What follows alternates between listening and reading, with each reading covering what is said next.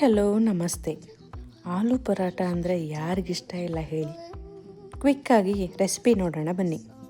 ಬೇಯಿಸಿದ ಆಲೂಗಡ್ಡೆನ ಚೆನ್ನಾಗಿ ಸ್ಮ್ಯಾಶ್ ಮಾಡಿಕೊಂಡು ಅದಕ್ಕೆ ಈರುಳ್ಳಿ, ಹಸಿಮೆಣಸಿನ್ಕಾಯಿ, ಕೊತ್ತಂಬರಿ ಸೊಪ್ಪು, ಉಪ್ಪು ಹಾಕಿ ಕಲಸಿ ಸೈಡ್ಗೆ ಇಟ್ಕೊಳ್ಳಿ.